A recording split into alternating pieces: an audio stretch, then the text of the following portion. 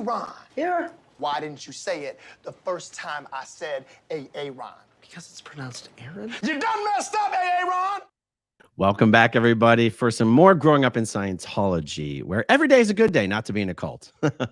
I wanted to show you some of the press coverage of the Danny Masterson trial.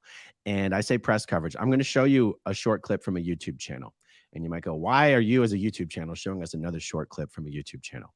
One of the things that one of the comments or questions I saw a lot during the Danny Masterson trial was the strange lack of interest or coverage from major media outlets, legacy media, corporate controlled media. And, I tended to excuse the lack of coverage by Danny Masterson's just not that big of a deal in the world. He's just not that big of a celebrity. People just aren't that interested. That might be one of the main reasons. I think another reason is that I think there is still a hesitancy, perhaps, that exists to cover Scientology in a way that opens the organization or the journalists up to attack. Case in point, Lisa Bartley from ABC7 was one of the journalists who was in the courtroom every single day. And it turns out she was not only getting harassed by Scientology at that very moment during her coverage, but she told stories of how Scientology really went after her, even 10 years ago when she was doing some Scientology stuff. And I want to talk. I want to highlight this recent coverage that I'm going to show you here. It's from the Philip DeFranco show from a couple days ago, because the truth is the power in the media has shifted away from corporate controlled media over to what is commonly called new media. YouTube is, I think, probably generally considered the biggest piece of new media. But I guess you also have Twitter. I mean, I guess Rumble's in the conversation. When you have journalists who work for corporations, Scientology, that gives Scientology a nice big fat target to go after.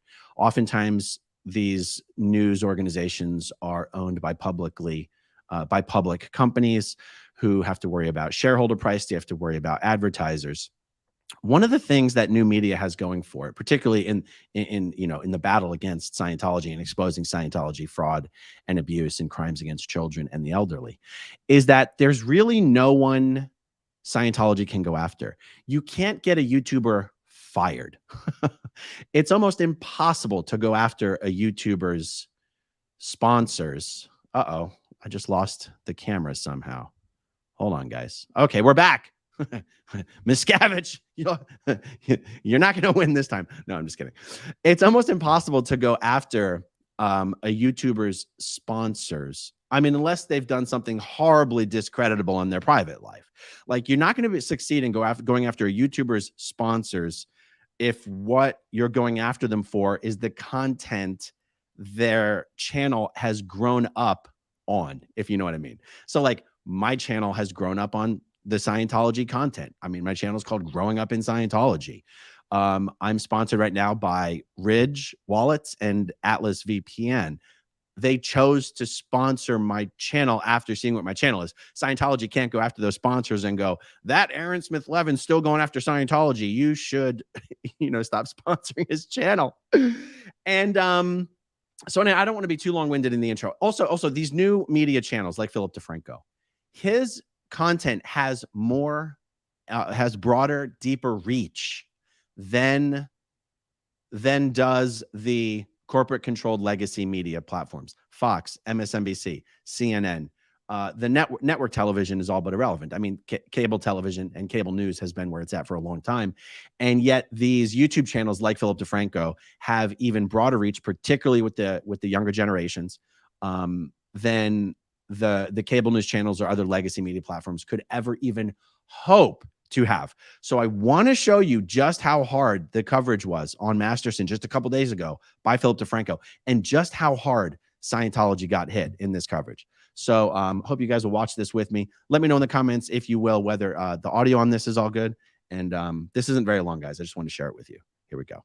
ability. And then Danny Masterson was found guilty of rape this week. And you probably know Masterson from That 70s Show or for his ties to the Church of Scientology, which made this case all that much bigger. And if you found yourself thinking, wait, didn't this already happen? Yes, there was a sexual misconduct trial that happened last year, but that one ended in a mistrial. So with this new trial that started earlier this year, a jury found him guilty on 2 counts of forcible rape from cases that stem from the early 2000s, with him only getting deadlocked on a 3rd count. But the biggest thing is, from those 2 guilty counts, he now faces up to 30 years behind bars. With all this, as the Associated Press noted, his role in the Church of Scientology was a very big part of this trial, as the judge allowed expert testimony on church policy from a former official in Scientology leadership who has become a prominent opponent, with many seeing this verdict not just as a condemnation of Masterson, but of Scientology as well, which is also a very key thing to remember here, as there's a separate civil case from the same women accusing him and the church of harassment and stalking. And with that, one of the victims gave a statement saying, "I am experiencing a complex array of emotions, relief, exhaustion, strength, sadness, knowing that my abuser, Danny Masterson, will face accountability for his criminal behavior." And adding, "I am disappointed that he was not convicted on all counts, but take great solace in the fact that he, the Church of Scientology, and others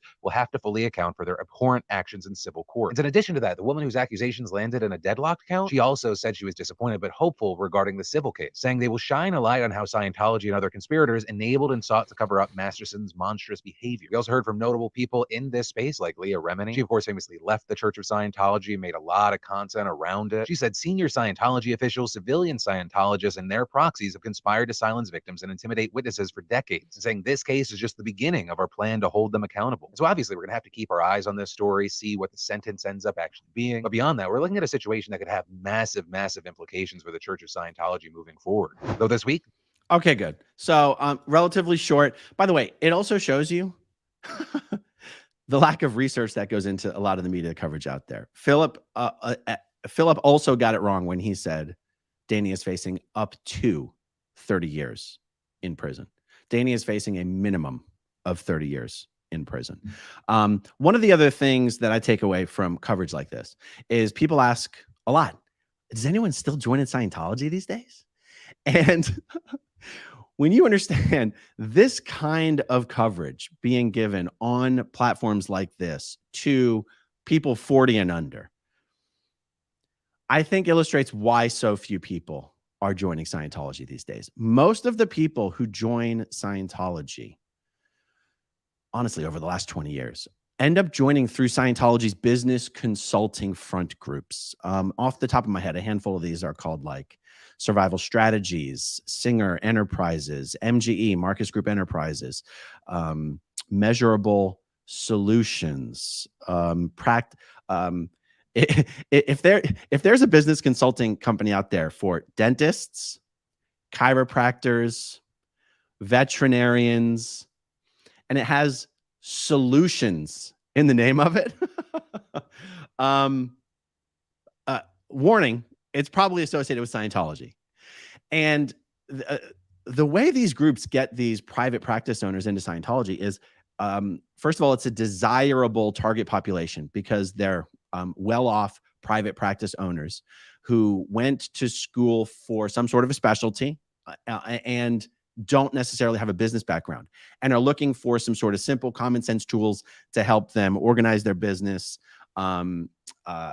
implement some sort of accountability for the employees, give some sort of measurable targets to attain and an ability to attain them. And for everything Scientology is that's not good, there are at least some very basic, simple management principles that don't scale very well, but if implemented at a small local level, can be helpful in managing groups or managing a small business. And this is how Scientology gets its hooks into an awful lot of people. And that's pretty much it, guys. You are not seeing young, I say young, 40 and under. I'm 42, so I can say anyone 40 and under is young. You're just not seeing them join Scientology. It's just not really happening. By the way, Philip DeFranco was one of my early YouTube, I'm going to say mentors. I've been searching for the right word and I can't find it. When I first started doing my videos and I started doing the fast talking and jump cuts, first of all, that's how I talk in real life. But Philip DeFranco is the one who gave me the confidence that it's okay to actually edit videos that way. Philip DeFranco has also started every one of his videos the same way for, I don't know, the 10 years I've been watching him, and he ends his videos the same way. So that's what gave me the confidence that it's okay to do the same thing in the beginning of your videos all the time. And people will complain, but it's going to be okay. Like I said, we're also both sponsored by Ridge Wallet. So, that was weird. So we're sponsorship brothers. The one thing I don't like about Philip DeFranco's content the last 2 or 3 years, to be perfectly honest, is that he's gotten extremely political. That's something something I have not followed in his footsteps on. I think you guys will notice that on my channel, politics and the presence of politics is pretty much a zero. And that is intentional, and that is by design. And I know that for a lot of you, it's one of the things you appreciate about my channel. So Philip Franco has definitely not gone that way. He's a current events, current news channel, but he's gotten extremely political over the last 2 years. I give you my word, guys. I won't go that route. Okay, so that's all I wanted to share with you here. Just something short and sweet. I've got a fantastic interview. I'm going to do live with you do live later today with well, you'll see. It's coming. There's 2 other videos I want to do today, and one of them is going to be a live interview. So real quick before I sign off, I may jump over to the super chats. Napoleon in Rags, thank you for the super sticker. Dave Owens, it took hours of watching Growing Up in Scientology to fully understand the context of the Danny Masterson trial. There's no way mainstream media can give that context. Yep, totally agree. Rusty, it pays to do your homework. Totally agree. Thank you, Rusty. John Smith. Yeah, that's it, Smith. That Sostovsky guy is funny, don't you think? Oh, John, you are hilarious. DJ Fred 69. Ever considered an ex-Scientologist suing another for defamation to expose the church? An SP ready to air past deeds could be the key. I know where you're going with that. I don't think that would work, and I don't necessarily, not really the time to get into all the reasons why, but yeah, I think there's many reasons why that hasn't been done and why it wouldn't work. But thank you for the super chat, DJ Fred. Devin Laura. As we all know, the young people in Scientology are the 2nd generation members. Yep. 2nd, 3rd, even 4th generation members at this point. Bell Lotta. So I did the math. Aaron has 162,000 subscribers. If every subscriber gave just $3.60, Mike would be able to have 2 years of treatment. Bell Lotta is, of course, referring to the announcement that Mike Rinder has been diagnosed with advanced stage cancer. And we've done some videos over the last couple of days encouraging people to donate over at his blog to help him pay for the #1 most preferred best therapy that the doctors have recommended. There's been a lot of success raising those funds. Mike Rinder and his wife, Christy, have announced they have what they need to move forward with the course of treatment. It is unknown what the duration of the treatment will need to be. It's experimental. Could be 12 months, could be 48 months. And the cost of the treatment is massive. So if you're watching this, I don't have the blog here ready to screen share, but if you're watching this right now, you can still go over to Mike Rinder's blog. Just search Mike Rinder's blog. On the front page, there's a little donate button. Click that donate button. I'd love it if you could just do anything that you can. All right, everyone, that's all I have for now. Much more to come later today. Hit that like button, hit that subscribe button, and I'll talk to you guys soon. Okay, if you want to see my rock and roll songs, click right on this guitar. And if you want to see a different one of my videos,